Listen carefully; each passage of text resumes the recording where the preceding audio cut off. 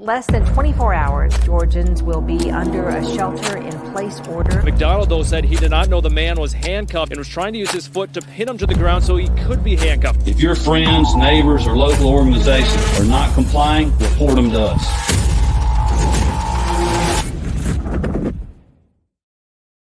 Howdy, y'all, and welcome to the Free Georgia podcast. My name is Jake Green. Thank you so much for joining us today. If you find this podcast interesting, if you want to learn more about anything we talk about today, if you want to learn more about the Libertarian Party of Georgia, please go visit lpgeorgia.com. We have tons of resources on there. We have all the information you could possibly want. We have a whole team of people that are willing and able to answer your questions. So yeah, go to lpgeorgia.com. You can also follow us on Rumble, Instagram, Facebook, Odyssey, basically anywhere you can listen to a podcast or watch a video. So make sure you go do that.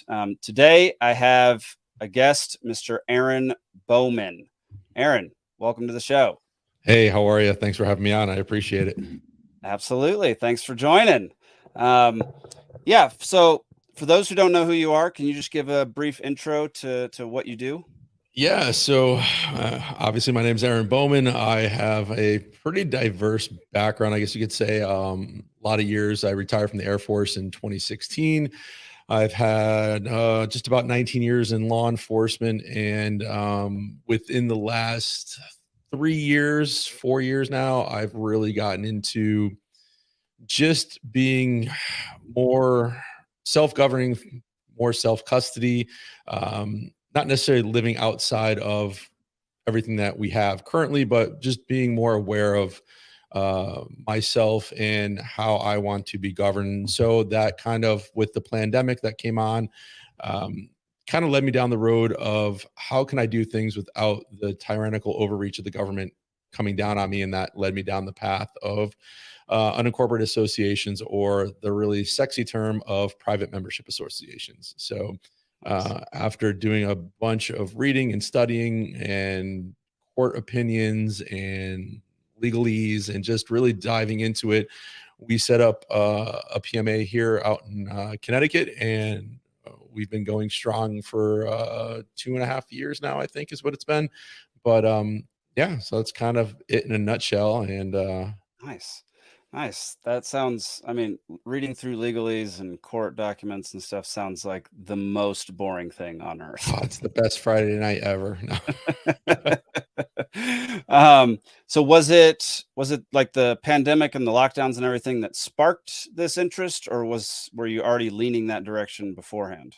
Well, I've always been into like our history as a country and how the founding fathers wanted certain things and how they wrote it. And we've really done a great job of destroying everything they've done for us. And, obviously up until the pandemic, they were pretty much, we'll say it, free to do what you want to a certain extent. And when the whole pandemic happened and lockdown started happening, and I was told that I couldn't go see my mother because, I could get her sick, I was like, that's the most ridiculous thing.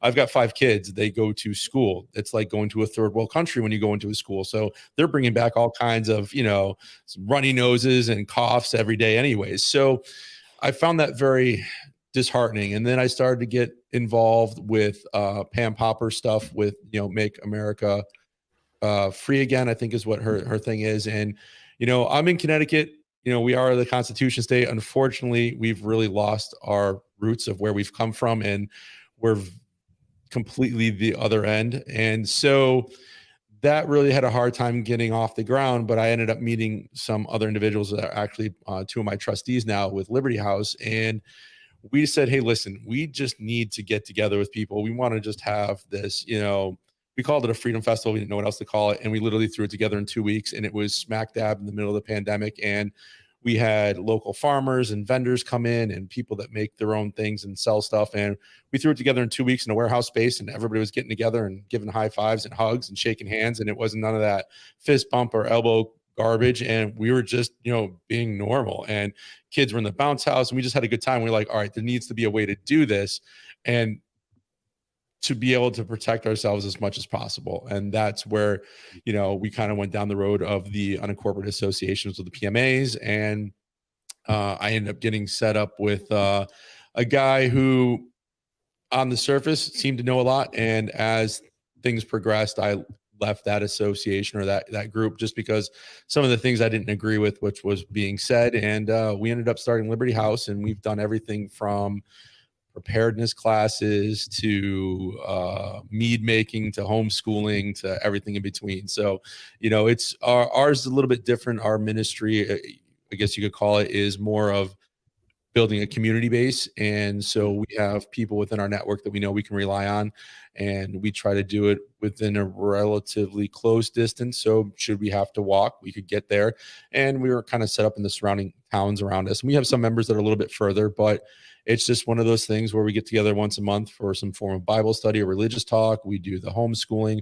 We have a bunch of people right now. I think there's 14 families going up to Pork Fest in New Hampshire. So that's a big freedom festival up that way.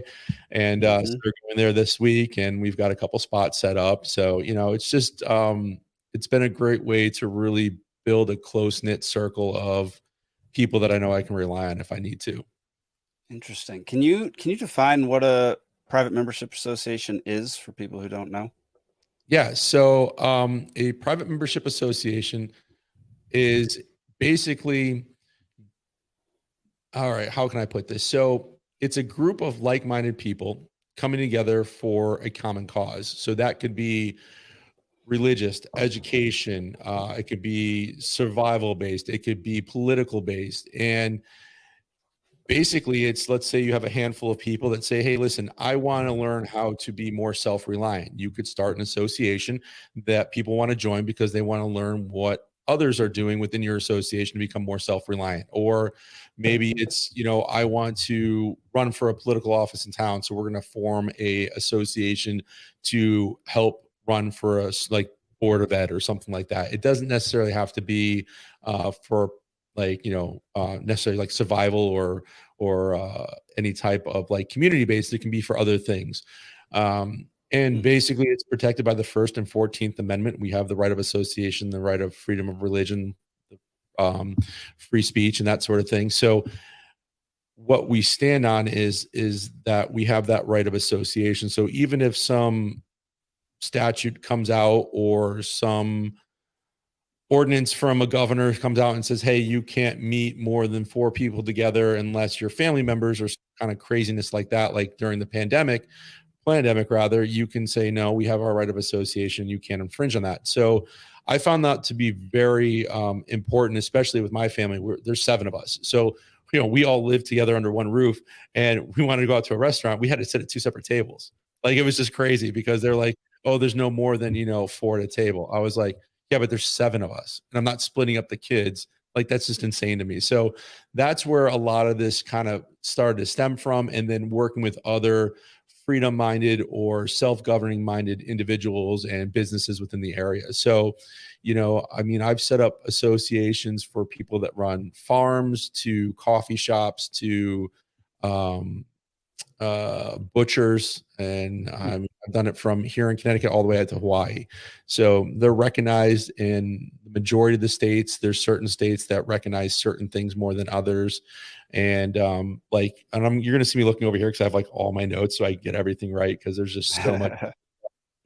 There's something that was passed, I believe it was in 96, and it's the Uniform Unincorporated Nonprofit Association Act. And there's I think 35 or 40 states that recognize that. And that really just kind of, if you have a nonprofit entity set up, it really just kind of lays out the framework of how each state's gonna view them, because it's so different from state to state.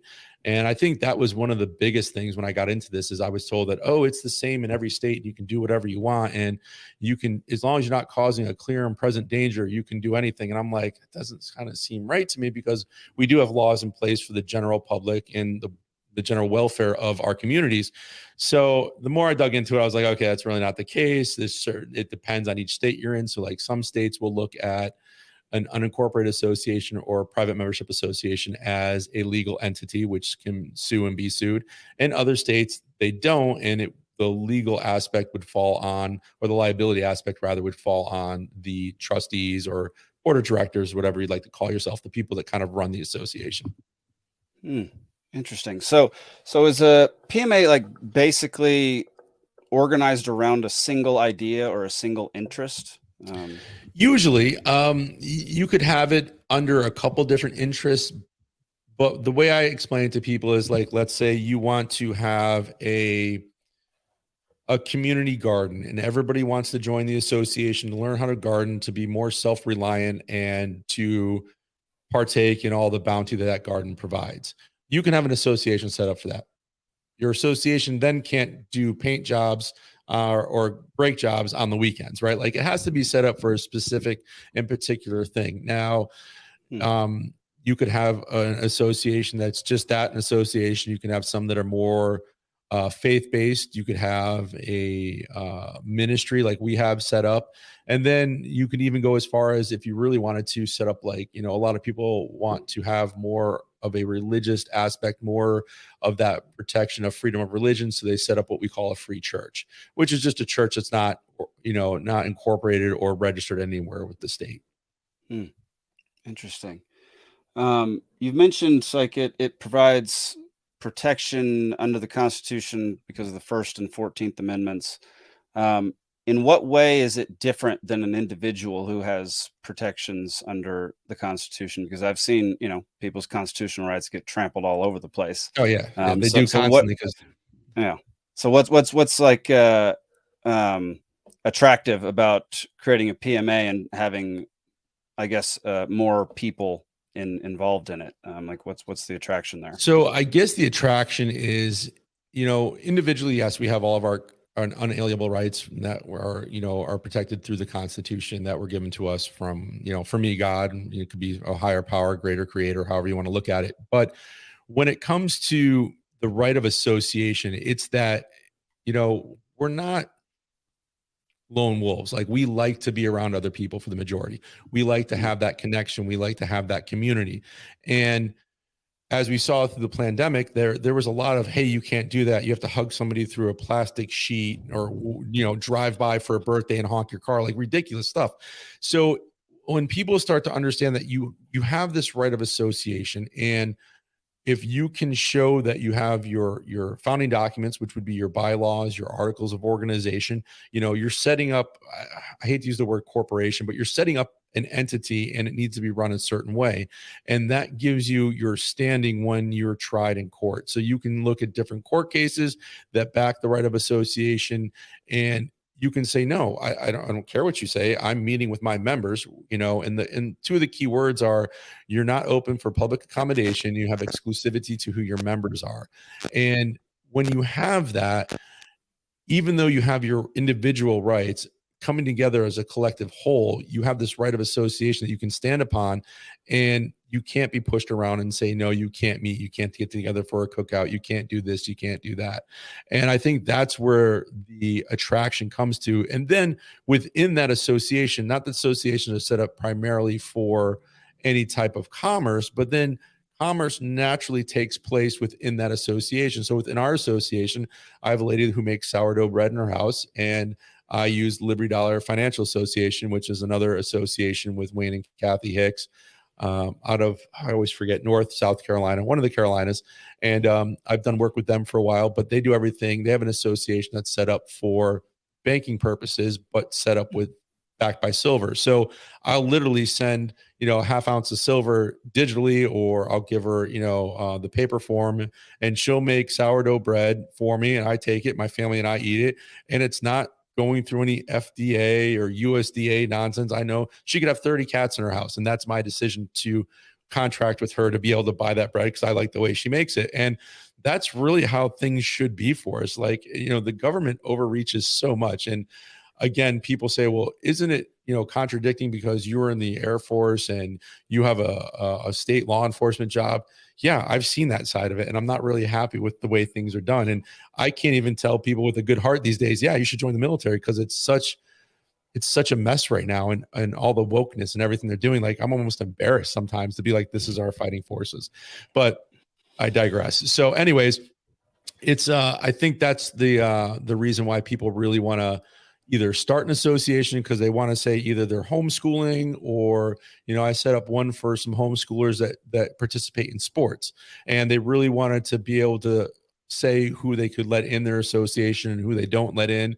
And, you could have a common thing like, hey, we want people that want to, have some belief in a higher power and not be, is this going to be on YouTube? I don't want to get you booted off YouTube if I say certain things. So, dude, we're going to get booted off YouTube within the year. Okay, yeah. I guarantee. So I'm always fighting that fine line. So you're not a Jabberwocky, I guess is the best way to put it, right? Like you could say certain, like these are our standards. Now, again, even with associations, depending on the type you have. So there's what you'll hear is intimate association and expressive association. Those are two terms that if anybody is setting up an association need to know. That intimate association is a smaller association.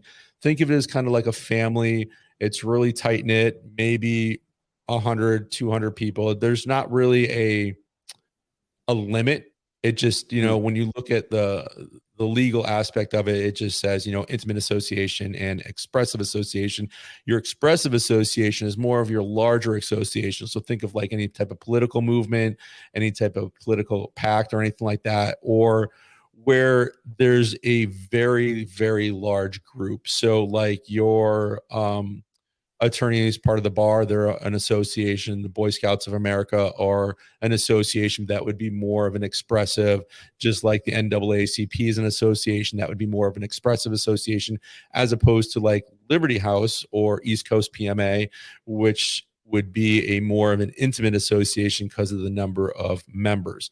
And with that, you see different court cases where and a lot of the stuff you can find on my website, but there's one about the JCs, which I can't remember the exact time frame now, in the 30s, 40s, somewhere around there, where they were a political group of young men and basically didn't let any women in. And then as different branches started opening up in different areas, they started letting women in and some. And so basically they were told, hey, you can't discriminate against women because you're such a large organization, as opposed to your smaller groups where you can have that type of selectivity to who your members are. And so there, and this is the thing, like you can watch 100 videos on YouTube and you're going to see a lot of the same people regurgitate a lot of the same nonsense. And you're going to see them tell you, you can do whatever you want. You can do this, you can do that. And that's really not the case. So it's really important, as your viewers are watching, whoever they work with, if they decide they want to get an association, to really make sure you're talking to somebody that actually knows what they're doing and they're not just regurgitating something that somebody else put out there. There's a few videos that I have done, and then there's a group of ladies that I work with.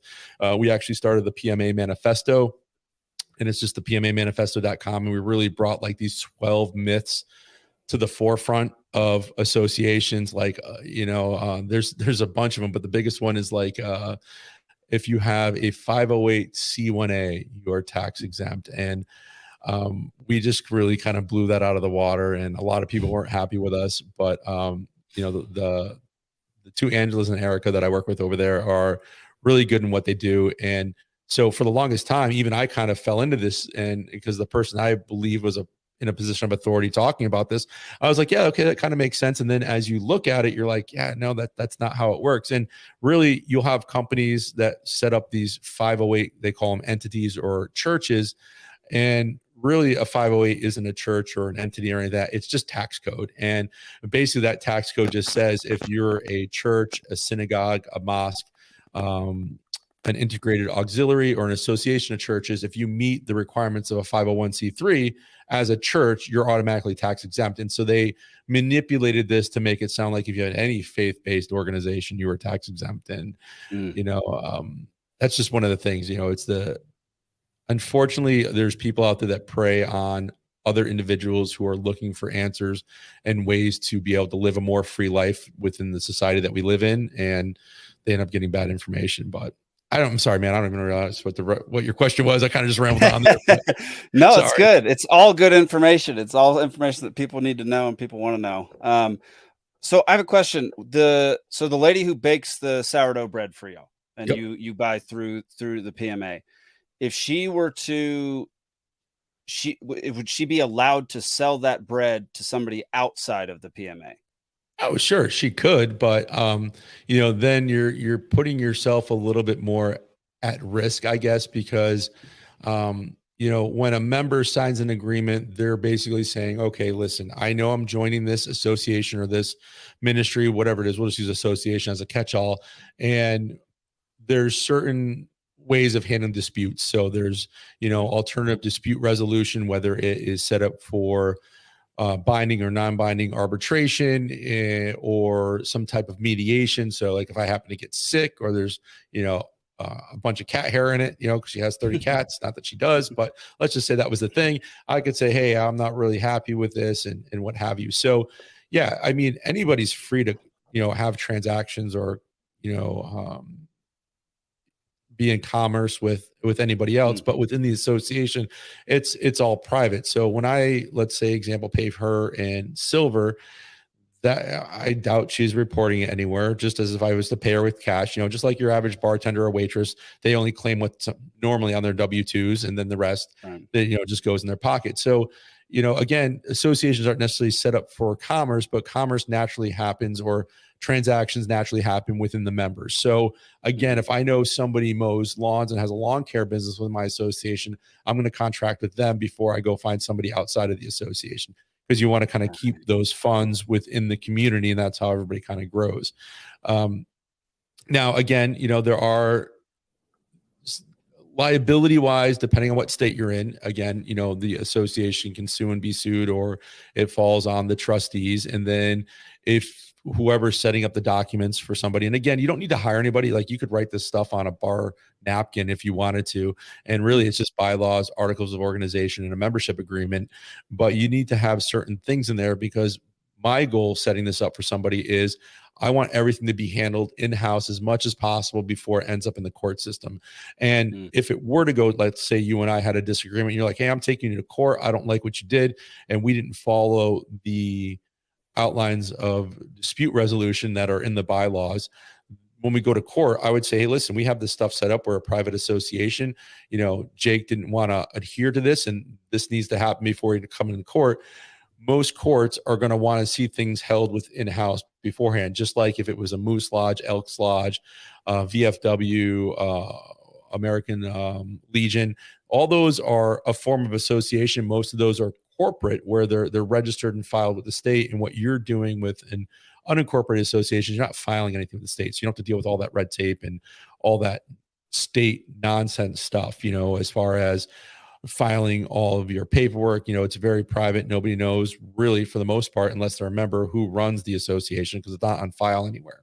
So that's kind of like the biggest difference. But when it comes to the liability aspect of it, like you said, with like the bread, yeah, she could sell to me and she could sell to somebody else if she wanted to. But again, she's taking on a different liability going outside of the association, because it's not directly with members.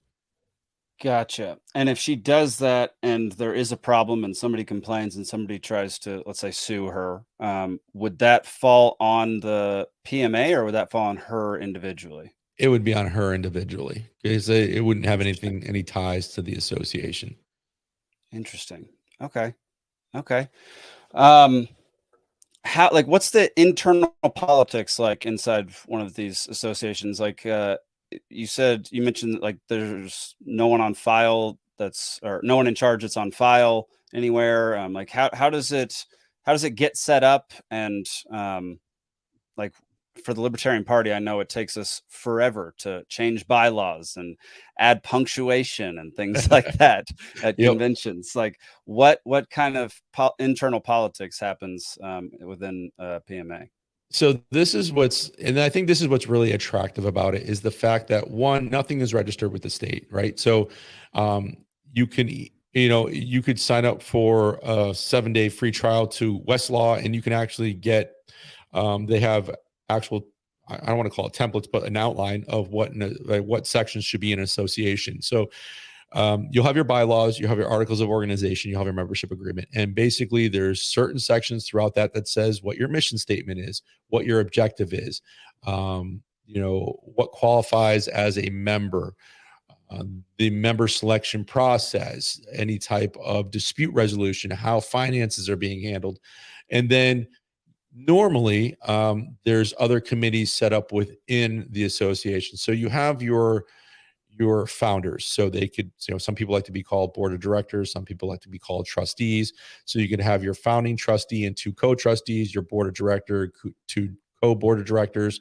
I like to see at least 3 to 4 that kind of oversee the association, because I set everything up on a 2/3 vote, just like anything else within our political system. So normally, the trustees are the ones with the voting access or power. Sometimes, and again, this is what's great about associations, you could say, hey, listen, I want it to be open up to all the members. And you can change that within your bylaws and record it in the minutes of your meeting. So you'll have your treasurer, you'll have a secretary set up, just like any other type of association or business.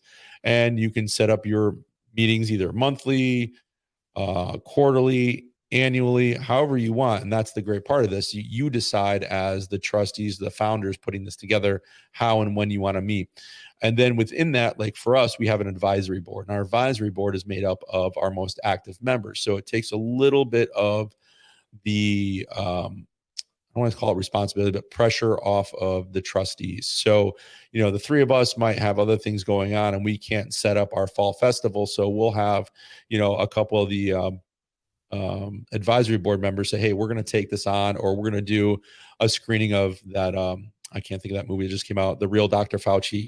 You could have, a screening set up at the local movie theater, and somebody within that advisory board is going to take on that aspect. So your trustees aren't getting bogged down with everything. And then everything's recorded in your monthly minutes. It's sent out to the members so they can review it, just like any type of other association or a group of individuals. And then if, like, say we want to change something. So originally we had 4 trustees. 1 trustee got really busy, had a lot of stuff going on. So he asked to be removed, and we said, sure, no problem. So, we called our meeting to order. We covered all the old business. New business was, this one member as a trustee wanted to be removed. We brought it up. We voted on it. It was unanimous, because obviously we don't want to keep somebody there if they don't have the time or energy.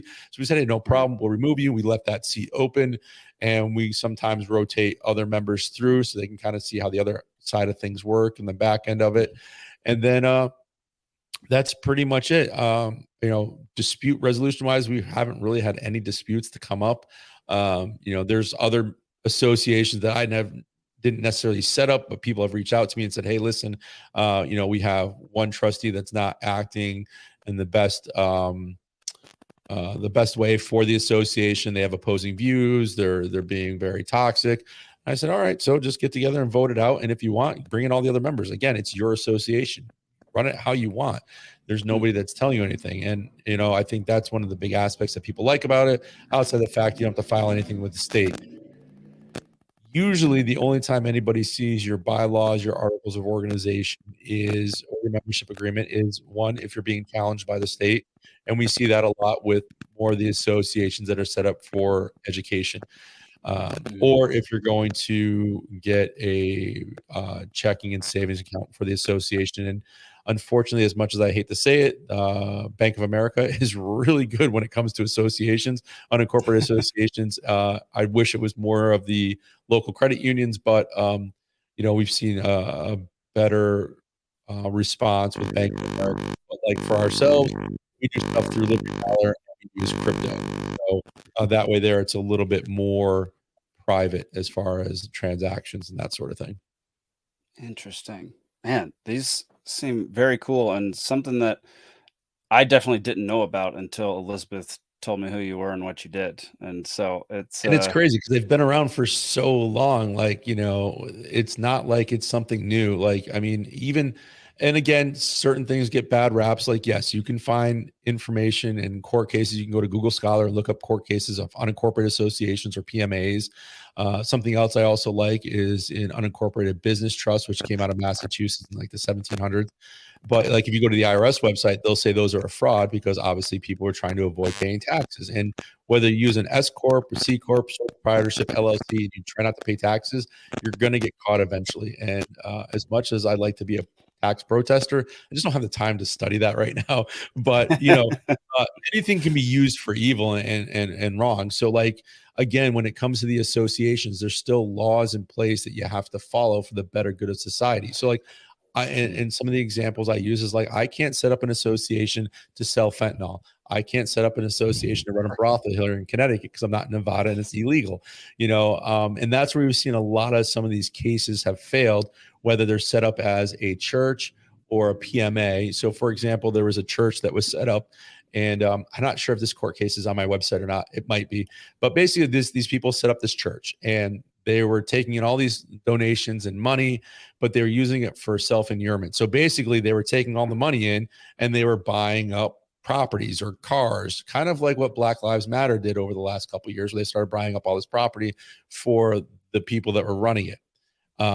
So we've seen those, if you're not following and doing things properly, then you're going to fail. Same thing with a couple associations. One guy said he was a chiropractor, never went to chiropractor school. You could really hurt somebody adjusting him if you've never gone to school. So the state shut down what he was doing. Why? Because he could cause harm to somebody, whether it's intentional or not. And then we've seen others where they've made medical devices in their basements, and they've tried to say that they're only selling it to their members. Again, it's never been tested. Like if you want to sell elderberry syrup to your members, honey and onion mixture, for cough and antibacterial stuff, you can do that. It's been around, it's natural. But when you start concocting things in your basement in the middle of the night, it's not going to fly, right? And one of the court cases that everybody in the association world or PMA world is following right now is Amos Miller out of Pennsylvania with his association. He's got Robert Barnes as his attorney right now. Things are looking really good. And, he had a huge association. I think he had 1,300 people. And, he was selling, his products across state lines and stuff like that. And that's where the USDA came in and said, you can't do that, even though they're only supposed to be checking labels and making sure what's on the labels is factual. But, hopefully his pans out and he wins. It looks like it's going that way. I haven't heard any updates within the last 4 months, but again, once that pans out, if anybody who's watching, check out Amos Miller. He did, Amish farmer who, just wants to sell natural beef and vegetables and chicken and eggs to people that aren't tainted with chemicals. Because even the stuff we buy that it's organic, if it goes through any type of USDA processing system, those USDA processing systems have all those chemicals in it that is getting into the meat regardless. And, again, it's, we should be able to choose what we want based on our needs. And hopefully that really pans out. Because if that does, that's going to be a huge landmark case for the right of association. Which is great. Nice. That was my next question is if you have members that are in separate states or you do business across state lines, you said different states treat PMAs differently. So how does that work within a private membership association? I mean, for me, it would work based out of the state you're in, but I haven't had, I have members that are part of East Coast PMA from here in Connecticut all the way out to Hawaii, and I consult with them for setting up their associations. I haven't met anybody outside of Amos Miller who's sold across state lines for, livestock products. So I really don't know how to answer that question because I haven't had a dog in that fight yet. Thank God. But I mean, most of your associations, the ones that I set up and the ones that I've helped deal with the local government have all been super hyper local. So it's, within a county, within a town. Sometimes it might be I've set up a couple out in Oregon and Washington State where they had, good parcels of land where they've done hunting. So people come out and they hunt and they also do butchery. So somebody might go out with them to get a moose and then they butcher it for them and they take it back with them. And so, yeah, that person's coming from a different state, but while they're in that state, they're a part of that association. It's not really a big deal. But with what Amos Miller is doing, I haven't run into anybody or helped anybody that has had to deal with that level of, across state lines with such large stuff. Because again, most of your associations are set up, they are that hyper local within that local town or county, or maybe a span of 2 or 3 counties, but they're usually all within the same state. Gotcha. I guess final question would be like, who would you suggest start a PMA? Like, what type of person, or who would you suggest definitely not start one if you have Everybody should start one. No, I mean, it would be great to see more PMAs. Like here in Connecticut, we're starting to see a lot more associations that are what we would call a ministry, that are more ministerial in their actions. And that's just because here in Connecticut, we have a state statute that basically says if you have a religious organization or ministry or church that provides education to its children's its members' children's rather, you're not regulated by the state. So Connecticut and like 6 other states are very lenient in that aspect. There are other states like Hawaii, Indiana, where I'm helping some ladies right now, where it's a little bit more of a challenge. There's more hoops to jump into. Like Indiana is really weird. They want you to be registered, and they even want you to be registered with Homeland Security, which doesn't make any sense to me, but that's a whole nother ball of wax when it comes to a ministry or unregistered ministry. But like in Hawaii, you can have a religious organization that provides education to the members' children, and you don't have to be registered or licensed rather if you teach the Hawaiian language. So as long as you have somebody teaching the Hawaiian language in your school, you don't have to be licensed. So it's, and my thing is I'd rather fight smarter than harder. So if I don't have to go into court and fight on my constitutional rights and my right of association, if I can find something like here in Connecticut, you have a religious organization and you're only providing education to your members' children, then you don't have to be licensed. And as long as your members know you're not licensed, you're good to go. And so we've fought a couple here, and we've won just by, saying, hey, here's our documents, here's what we're doing. And so like the lady in Hawaii, they're still pushing because Hawaii is Hawaii. And, I said, hey, you're going to fight based on this. And you have somebody teaching the Hawaiian language. So, they're just trying to flex their muscles. So I would think that the people who should have associations or anybody that's looking to come together for a common goal, as long as you can articulate what that goal is, and it's not very vague, it's very precise and defined, that would be great. And you can definitely have an association where the things you can't have an association for, and this is a lot of the information you're going to hear out there is that, oh yeah, you can have an association for that. You can do this, you can do that. If you are an electrician, if you're a plumber, if you have real estate and rentals and Airbnb, or you have something that requires the general public to come in on a daily basis, an association will not work for you. Like it's very, and I do real estate here in Connecticut. I have people ask me all the time, well, I want to do an Airbnb, but I want it to be an association. I said, okay, so how are you going to advertise for your association? Because you can't be on Airbnb because now that's a public thing. And what you're doing is considered private.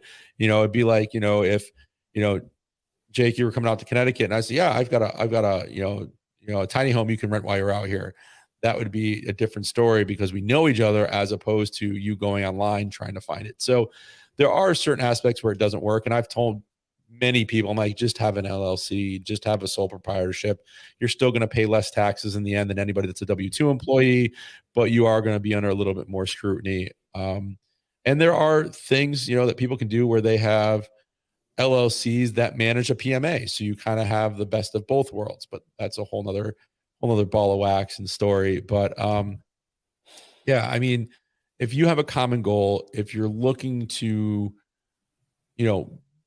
I mean, where we really see them is for community-based stuff and religious and education. So if you really want to build a community, you really want to be more self-sufficient, self-governing, more self-reliance, then that's where we see a lot of the associations come in. And, we've done that with Liberty House. I've helped others set stuff up.